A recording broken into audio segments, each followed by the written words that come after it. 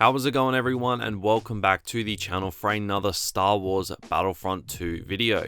And in this video we have a lot to get through as EA have dropped the long awaited The Rise of Skywalker DLC trailer, alongside a brand new community transmission and the release of part of the Rise of Skywalker DLC into Battlefront 2. And I think it is more than fair to say that Battlefront 2 has just done something pretty huge.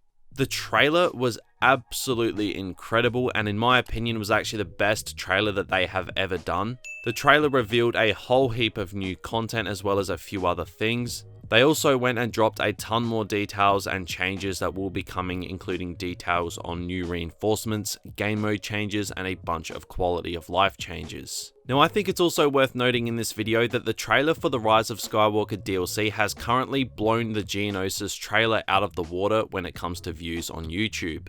Now, for those of you who were around Battlefront 2 when the Geonosis trailer did drop, it was a massive deal because it got a ton of views and so many people thought the game was dead, so, it was a pretty big deal at the time. But the Rise of Skywalker DLC has, like I said, blown it out of the water. It hit 1 million views in 6 hours, which is insane for a game that's been out for this long and has been pronounced dead by so many people. And on top of that, it's also trending on YouTube, like not just trending on gaming, but on YouTube in general, which is just completely mental. So Battlefront 2 has just gone and made an absolute statement. Clearly, a lot of people are back and interested in the game, and this is a big deal for Battlefront 2 heading into 2020.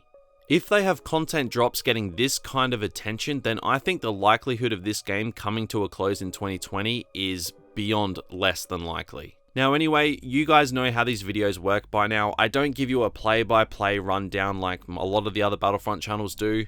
I just talk about the juicy stuff and then give you my honest thoughts on all of it. And there is a lot to get through today, so we're just going to dive right into it. So the first thing that I want to quickly touch on in this video is that by the time this video goes out, the update will be live. But a lot of the content won't actually be in the game by this point. The new jungle map, Ajan Kloss, I believe that's how you pronounce it, I'm still not quite sure. It will not be in the game for a few more days until the 20th of December.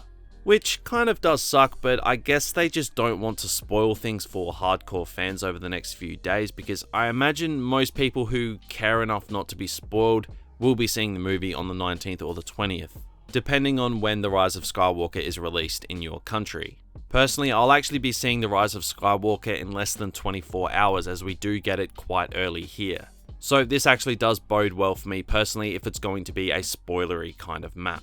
Which actually does remind me, I will have a spoiler-free review out the day after I see The Rise of Skywalker on my second channel, so be sure to keep an eye out for that. Now, anyway, despite the fact that the new map is coming a little bit later, I have to say, the map in the trailers looks fantastic. It kind of looks like a hybrid of Endor and Yavin 4, which, I'm completely down for that. It looks like there's going to be a fair bit of scrub to hide in as well, and some more open areas, and from the trailers it looks like the map is actually going to get fairly diverse with some interior areas. So I am pretty happy with the way this map is shaping up to be. I personally was just happy that Pisana wasn't the new map. This is of course the sand planet from the trailers. We didn't need another Tatooine or a Jakku lookalike map. But anyway, for the most part, despite the map looking like a hybrid of Endor and Yavin 4, I am pretty impressed by what I've seen so far, and yeah, I can't wait for December 20th to start playing this map. Now, we did get a showcasing of the 4 new reinforcements coming to the game in the new trailer, as well as further confirmation a few hours after the trailer dropped. So for the Resistance, we will be getting the Ovisian Gunner, which is an alien species in the ranks of the Resistance, and they look like they're going to play like the Heavy class, but just with some extra health and abilities. So it looks like these guys are going to be a ton of fun to play. Now we also got to see the Cafex Spy, which is a new Resistance reinforcement. I actually thought that we were going to be getting the Bothan Spy, so honestly I wasn't actually that far off with this one. And it looks like these guys are going to be a lot of fun to play. They have an emphasis on hand-to-hand combat as well as gadgets, and they also seem to have brought back the Truncheon ability, which, for all the OGs out there, is of course the ability that Jyn Erso had in Battlefront 2015. So between the 2 Resistance reinforcements, seeing as they didn't have much choice, I am very happy with these 2 new reinforcements. But now let's move on to the First Order reinforcements. These two looked badass in the trailers, and we knew that they were coming, but we got our first proper look at them here. The Sith Troopers look unbelievable, and they look like they're going to be a lot of fun to use. And as you would expect in Battlefront 2, they look really good and really detailed. Now, we also got our first look at the First Order Jet Troopers, and I'm fairly relieved because it looks like these guys aren't going to work like all of the other Jet Troopers in the game. They look like they're going to sort of act more like Boba Fett with his jetpack, as you can hover with the First Order Jet Troopers with an ability. But having said that, apparently Boba Fett is actually getting a few tweaks to his jetpack in this update, so we're going to have to wait and see how all of this plays out. So between all 4 of these new reinforcements, on paper and by what we've seen with the trailers, I am actually really hyped for the new reinforcements coming to the game, and I'm not normally a reinforcements guy, but I've got to say, this has certainly got me interested. Now, we also got our first glimpse of the 3 new hero skins. So first up, we have Kylo Ren's Supreme Leader skin, which looks badass and is finally the helmetless Kylo skin that we've all been after since I don't even know how long. We also have Finn's Resistance Hero skin, which looks pretty good as well. And Rey's Jedi skin is definitely going to be one that I'll be running probably for the duration of Battlefront 2's remaining lifespan. So there's not really too much to say for these hero skins. They all look great, and I'll be unlocking all 3 of them straight away. But now something pretty important that I think is going to get really overlooked a lot in this update, and that is the inclusion of the sequel trilogy to co-op and then capital supremacy eventually. It's not all of the errors, which is disappointing, as the original trilogy should be there too, but nevertheless, it's going to be great to be able to enjoy errors other than the Clone Wars. As let's be real, it's kind of hard to play in any other era than the Clone Wars at the moment, seeing as DICE have basically just abandoned Galactic Assault, so it's really hard to find games. I personally have not actually been able to find a game of Galactic Assault on PC for over a month. So I think that speaks for itself really, given how much attention Battlefront 2 has gotten and how many new players there are. Now, we'll also have more control over what factions we pick, which is great news to hear. We can choose from the Galactic Republic or the Separatist Alliance for the Clone Wars, and for the sequels, the Resistance or the First Order. This is going to be an actual godsend for me personally when it comes to capturing gameplay for videos, I tell you what.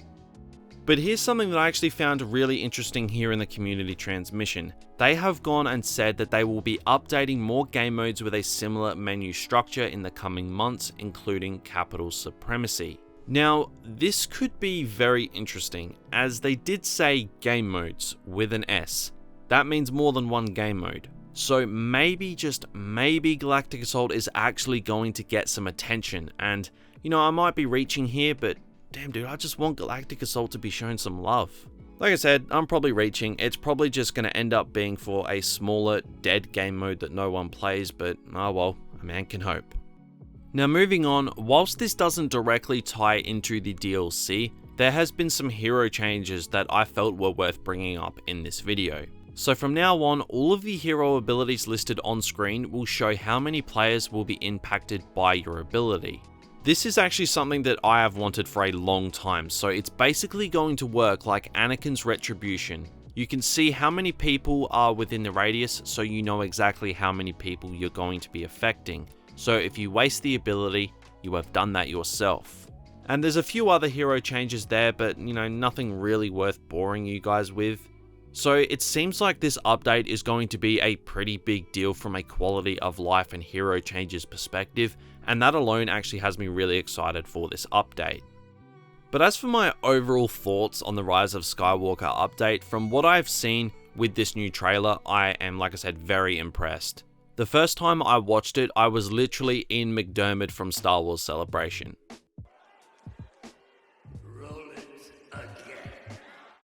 I watched it so many times, and I really do believe it's the best trailer DICE have ever done. The Rise of Skywalker segment of the trailer was badass, but it seems like they're doing a bit of game rebranding with this trailer too. With the Celebrate the Saga segment for the final minute of the trailer, which rolled over a bunch of iconic characters from the original trilogy and the prequels, it sort of showcased how the game has changed, and that final minute of the trailer was just, it was chills, man. It was so good. So if this trailer didn't whet your appetite for Battlefront 2, then honestly, I don't know what will. Granted, we obviously didn't get anything really for the 2 new heroes, but to be honest, I didn't really expect to. I still do think, honestly, that it's kind of BS that they're stretching out this DLC into January, but I mean, you can't win them all. And after all, we did get a glimpse of BB-8 rolling through enemy lines in the trailer, which could end up being a good way to play as him, who knows. But as for the lack of, hero aspect of this update, I feel like it's a little bit hollow as they just aren't there, but, patience is a virtue, so we're just going to have to hold on until January to see if these 2 new controversial heroes are actually going to be worthy of being heroes. But yeah, I've got to say guys, this trailer and the information that came from it has been great, and it's great to see the game thriving 2 years after release, and I can't wait to see what 2020 has in store for this game. Hopefully, the Rise of Skywalker trailer keeps making an absolute bang on the internet and brings in even more new players. And I mean, the overwhelming positivity in the comments of the trailer on YouTube has surely got to make people feel safe to return to the game. So if you are new to Battlefront 2 and you're seeing this trailer for the first time, definitely consider picking the game up again.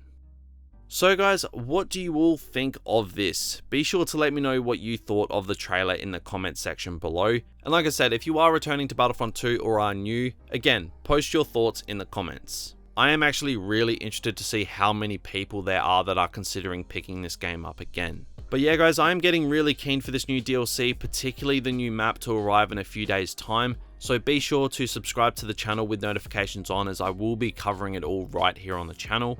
And if you did go on to enjoy this video, then it would be greatly appreciated if you could drop a like, as it does help out the channel a great deal.